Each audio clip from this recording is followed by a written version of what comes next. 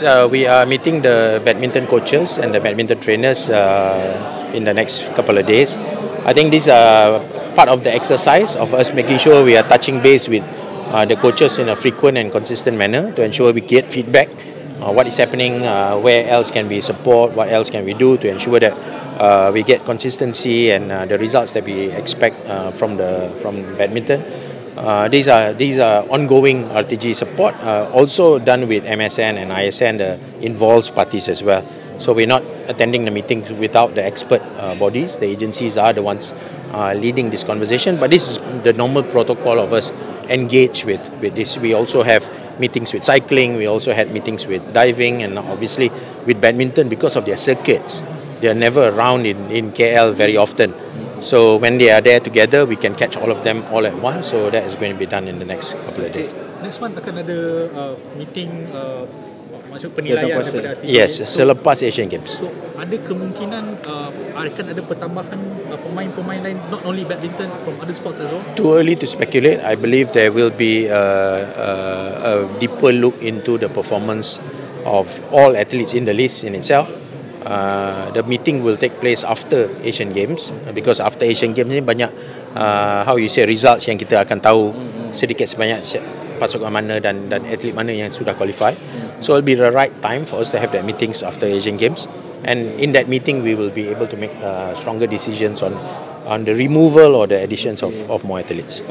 So crucial for certain athletes that are going to Asian Games is very important. So mereka macam mana pun kena score di sana, kalau tak mahu di drop daripada. Yeah, I think it's very important for the athletes to take the progression that they make seriously. I believe all the athletes are serious. I wouldn't say they are not, but I believe they got to understand that this is a elite program. Consistency of performance is a measure of them retaining their status within RTG in itself. So we hope that the athletes will perform and will maintain themselves. We hope for the best always. But if they don't, it's a reality of the program. I know currently ISN provide technical support towards the athletes, especially badminton lah. Ada kemungkinan RTG juga akan gesa mungkin lebih banyak atlet pakar psikologi, sebab nampak technical wise they have no problem, but mental strength, that's the crucial thing. So mungkin RTG will endorse lebih banyak pakar psikologi. Of course, I think we respond to the request of the athletes, coaches and associations. ISN is the expert body dalam sports science. They are the expert body. They are the ones working very closely with most of the athletes and the associations. So we will definitely respond where needed in different areas. There are some athletes that don't need it. There are some athletes that do need it, and we're working very hard to ensure that we are able to provide that. I believe a lot of the athletes will come forward and say they need support in different areas, mental training or even psychologists, things that are always part of the discussion. But that's up to ISN and to the athletes and coaches to propose. RTG is a administrative body. We are the ones reviewing requests and making sure we are able to provide the support. ISN and MSN, I believe, are doing a tremendous job responding to all the requests that is being made. So I'm very thankful to both ISN and MSN for their support so far.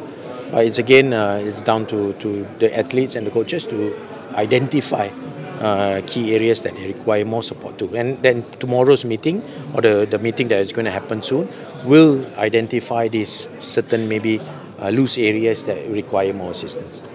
Datuk, menangkan penilaian tu nanti kan, adakah penilaian tu yang dibuat oleh jawatankuasa panel penilai daripada bekas atlet tu hanya dibuat selepas meeting berlangsung ataupun dah bermula sekarang? Sekarang based on ranking and based on performance is a bit too early. After Asian Games is the point of decision. So I believe the secretariat from my side, we are evaluating. We already have the performance KPIs that we've already set. We also will report that. So maybe after Asian Games is the best time to measure them. There's a few more badminton circuits and Asian Games coming. So I believe the badminton athletes have a lot of competitions to participate in. Hoki is a major measurement at the Asian Games, so winning the gold medal is a big initiative from that side, and we are supporting them entirely. We believe that hockey is a world standard sport, and we believe that hockey will support the entire contingent if they get through, and believe that we should always stand behind a world performing a team like Stuart, Hoki. I know for the RTG program, there's ins and outs for athletes. If they don't perform, they're out, and Yeah. then you place it. But I'm just curious, are coaches held accountable as well? Like, is there conversations about, you know, their training team or the coaches being replaced if they, like, their certain athletes don't perform as Yeah, well? so that's a question maybe best posed to the persatuans and MSN who hire the coaches. RTG cannot evaluate the coach. We can evaluate the athlete and the performance. But obviously there's a bigger measure when it comes to this. We're not talking about development. We're talking about high performance athletes, right? So all these athletes have won world championships. They've won Super Series events. They've won Asian gold medals. So I don't believe it's that finer tune of the coach is not performing now. I think now it's just defining that marginal gains, as Tan Sri Nozra likes to put it, the marginal gains that we need to get them to that next level. But I don't think it's an identification that the coach is not working, because all of them are where they are today because of their coaches as well, and because of the good work done by ISN and MSN. Now it's that little bit more of how we can push them forward. Datuk, a bit about Datuk Pandela, difahamkan dia cedera, tidak pergi ke China. So, Datuk sedar ataupun kita tahu selepas dia balik daripada World Championships yang terakhir, kita ada beberapa kecederaan dalam pasukan diving. Kebanyakan dia dah sembuh dan telah ke China sebelum Datuk Pandalela. Datuk Pandalela telah terbang, kalau saya tak silap, pada hari Isnin atau Selasa. Dah bertolak selepas sembuhnya kecederaan bahu Datuk Pandalela. Saya sendiri telah melawat Datuk Pandalela bila dia buat testing pertama masuk dalam air semula, dan dia berada dalam keadaan yang sempurna sekarang, dan dia sudah bersama, kalau saya tak silap dia dah depart atau tidak, tetapi dia dah bersama dengan pasukan sekarang. Adakah Datuk Pandela pun dalam keadaan goyah juga menuju ke Asian Games if let's say she didn't perform and any consequences? I believe every athlete has a different qualifying angle. Asian Games is not the only qualifying angle for diving. Diving has a few more rounds to go. So I believe everybody is focused on the qualification first to Olympic. So we are there to support them, not put additional and unwanted pressure, but they already carry pressure. These are already elite athletes. We're not talking about development athletes. Development athletes ni maybe perbincangan dia sedikit berbeza. Datuk Pandalela has gone to Olympics and World Championships and performed for us. So I believe she is able to handle the pressure. She knows what's needed from her.